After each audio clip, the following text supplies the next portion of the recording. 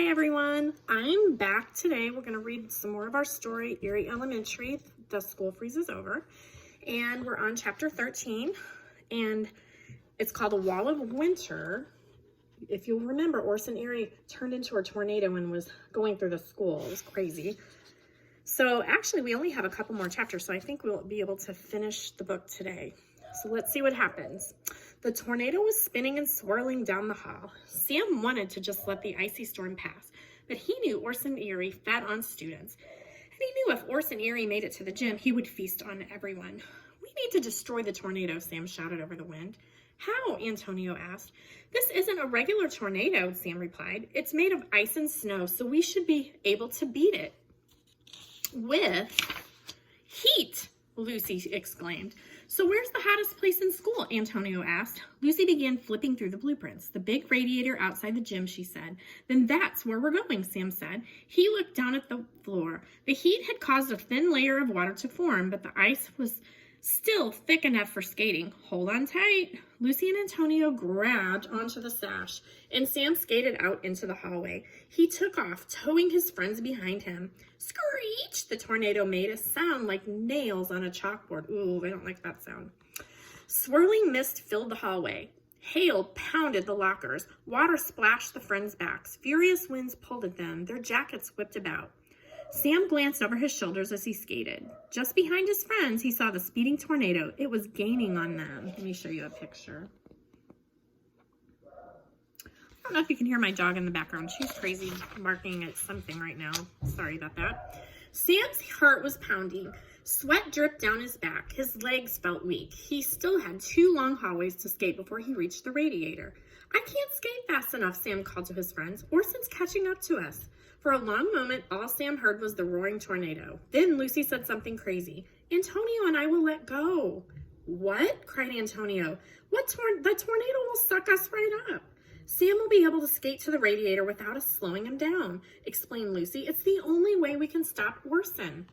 Antonio's voice was firm. Okay, he said. Before Sam could say no, they let go of the sash. He looked back. It was like watching a movie in slow motion. Sam saw Antonio and Lucy's eyes go wide as they were lifted off their feet. They were yanked into the air and pulled into the dark, spinning cloud.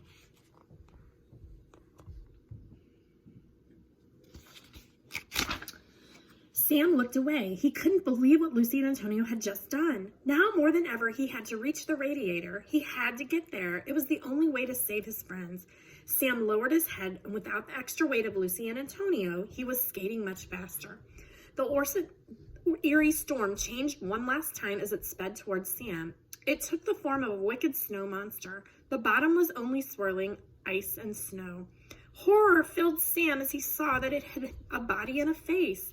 It was clearly Orson Eerie. Sam and his friends had stopped Orson Eerie from taking human form, but this was still very close and very scary.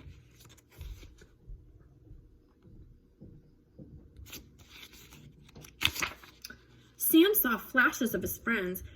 They twirled helplessly in the swirling ice air below the floating face. Sam knew the monster would chase him, and he knew he needed to lead the monster to the radiator, or else his classmates and his teachers, everyone inside the school, would be doomed. He didn't have much time. Chapter 14, Some Like It Hot. Sam skated faster and faster. The horrible snow monster was right on his heels. Sam spotted the radiator. It loomed ahead of him. It was huge, taller than he was, and it was old and rusty. He zoomed toward it. He turned his heels and slid to a sharp hockey stop. Ice sprayed the radiator, and the rusty melted sizzled.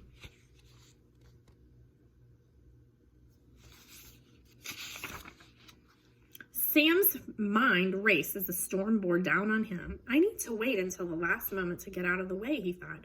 I need to trick this icy monster into slamming into the radiator. It's the only way to defeat the spinning tornado and release Lucy and Antonio. The radiator hissed and rumbled. Sam felt like his back was on fire, but he didn't move. The monstrous snowman swirled and spun toward him. Sam waited. Its eyes stared at him, but still Sam waited. Lucy and Antonio swirled in the air, spinning around and around, but still Sam held his ground. The storm's face grinned at Sam, a grin full of icy fangs. The terrible storm was almost upon him.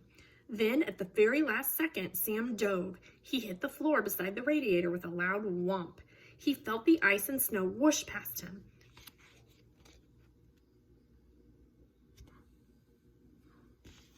A second later, kaboom! The horrible snow monster slammed into the radiator. The radiator cracked open from the force. Hot steam burst forth and mixed with the ice and snow. A misty cloud filled the hallway. It was so thick that Sam could barely see anything. Then plop, thump, Lucy and Antonio crashed to the floor beside Sam. The mist began to disappear. Then a sound came from deep within the school. Arrgh! Sam knew it was the pained howling of Orson Eerie. Sam knew he had put a stop to Orson's evil plan.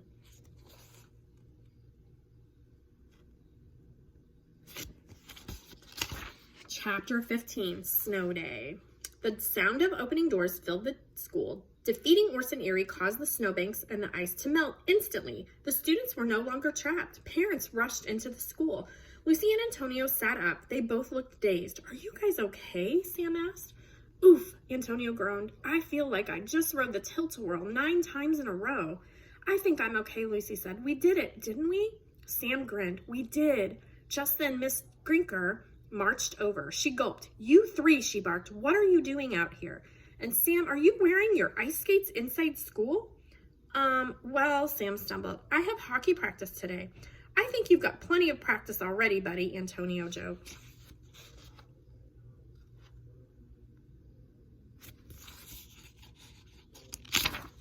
Mr. Nakobe walked out into the hallway. "Miss Grinker," he said, interrupting her. "Were any other students missing from our gym today?" Miss Grinker thought for a moment. "Well, no." "Then I think our hall monitors did a wonderful job," Mr. Nakobe said, steering her toward the gym. Sam untied his skates and slipped back into his sneakers. Then Sam, Lucy, and Antonio headed toward the exit. Students and parents hurried past them, but the 3 best friends took their time. They were tired and did not want to do any more racing today. They spotted their parents outside, but before they walked over, Lucy stopped. "Guys," she said, "there's something I have to tell you. When I was inside the tornado, I felt something. I felt Orson Eerie." Antonio nodded. "I felt it too. He's even more dangerous and powerful than we ever thought." Lucy's words made Sam's skin crawl. It took a moment before he could speak again.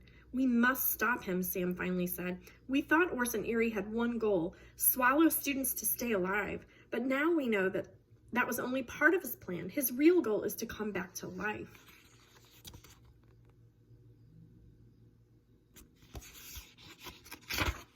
Lucy nodded, and who knows how many other ways he might be able to do that. This freeze plan was probably just one of many. "I bet Orson's old science book holds more clues," Antonio added. Sam shoved his hands into his pockets. The air is chilly and his clothes were still damp. "Well," he said, "it sounds like we've got a lot of studying to do to protect our students of Eerie Elementary."